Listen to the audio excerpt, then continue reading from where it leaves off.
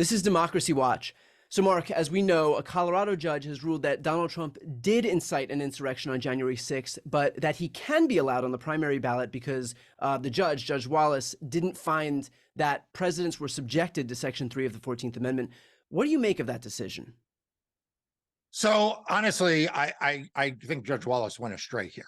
I think that the easy question is the one that the judge stumbled on, which is whether Section 3 of the 14th Amendment applies to presidents. Of course it does. That has been the conclusion of virtually every serious constitutional scholar and lawyer who has looked at this question. It is also evident from the plain text of the 14th Amendment that it applies to presidents. So while I am pleased that Judge Wallace found that the conduct he engaged in would violate Section 3 of the 14th Amendment, because it was, in fact, an insurrection or rebellion against the government, which is the terms of the Section 3 of the 14th Amendment. I'm glad that Judge Wallace found that that was met, but I am befuddled by the fact that the judge got held up over the text of the 14th Amendment as whether it applied to the president. Well, just on from a logical perspective here, can you explain to me why the authors of the 14th Amendment would go to all the trouble of adding this constitutional amendment to protect our country from insurrectionists if they're going to allow for a glaring loophole with the president?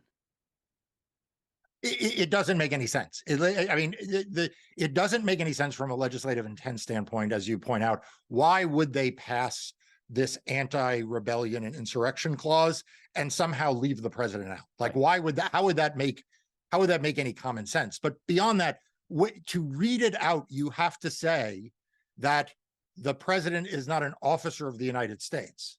I mean, the president is the commander in chief, and the president is the chief officer of the United States. He is in fact, under conservative theories, where they talk about a unitary executive, he oversees. He is the only officer, in their view, of the executive branch of the United States. So I don't know how the judge got where they did to say that somehow the being president is not an officer of the United States. Clearly, the president takes the oath that's required by Section 3, and as you point out, the policy behind this, the purpose behind this, would clearly find the president fitting within it. Well, to that point, how much of this do you think was just Judge Wallace not wanting to be subjected to the ire of Donald Trump's base, and so she was just basically looking for a technicality to have an out here?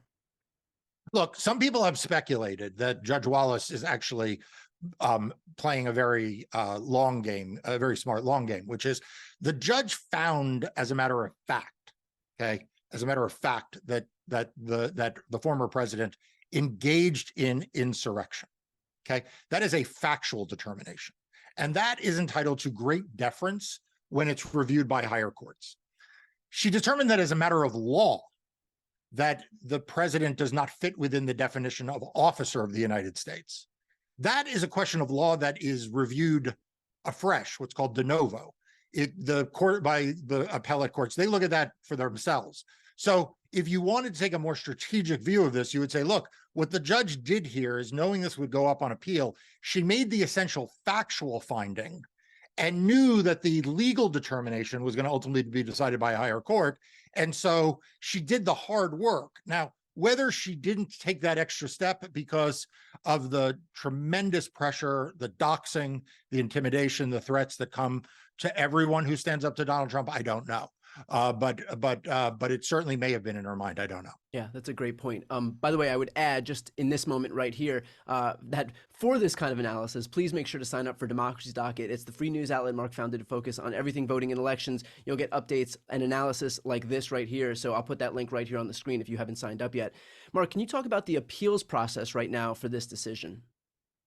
Yeah, so the voters who brought this lawsuit have already filed an appeal to the Colorado Supreme Court. So the Colorado Supreme Court will get the next bite at this.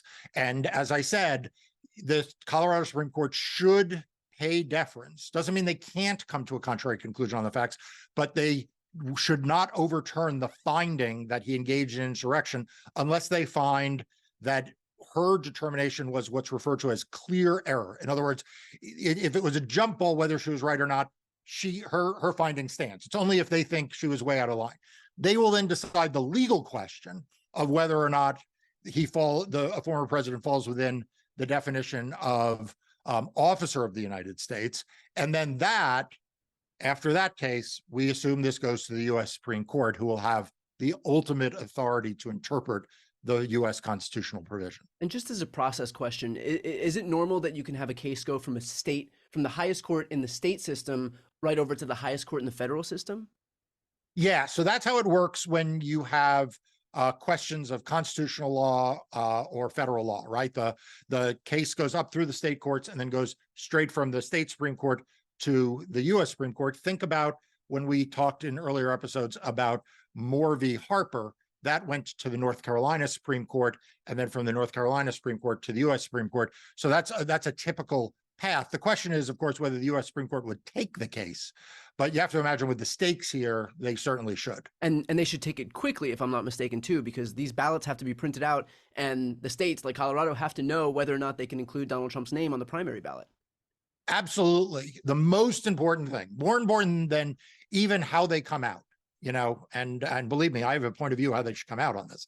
But even more important than how they come out on this is that they do it quickly, right? Because everybody is benefited from having this question resolved.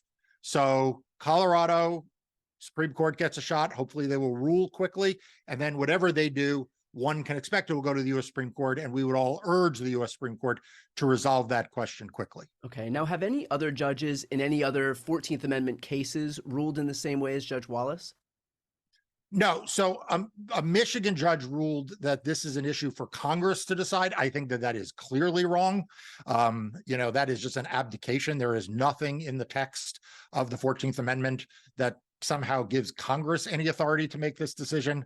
And the Minnesota Supreme Court ruled that political parties had the sole choice about who appears on their primary ballots. So maybe this comes up again there or elsewhere for the general election, but the parties decided under Minnesota law who's on their primary ballots. So I really think this Colorado case is the front runner to be the case that tees this up. Okay. And finally, let's end off with this. We've watched as Donald Trump has engaged in so much intimidation against judges and prosecutors and clerks and other court staff and witnesses. Can you talk about the consequences of having allowed him to do so for so long without any pushback and kind of what we're seeing now? I mean, Judge Wallace herself came out and said that she was worried about, she goes, frankly, I'm worried about my safety and the safety of that court staff. So can you just kind of talk about his actions and the impacts that it's having on these cases right now? Yeah, I think, honestly, the judiciary has largely failed. I mean, I've talked before about the bar, the lawyers having failed democracy. If Donald Trump were a Black 20-year-old who was picked up by the police on some minor petty offense, and he tweeted 1/100th of what Donald Trump tweets, if he said in public one word about a law clerk or about a judicial staff, he'd be thrown in prison. And we as Americans are not reconciling ourselves. We are not wrestling with the reality of just what special treatment Donald Trump is getting. Donald Trump is not being treated like any other American citizen or like any other criminal defendant. He is making a mockery of it. And the fact is, it is time for the federal judiciary and the state judiciary to take this head on and stop it.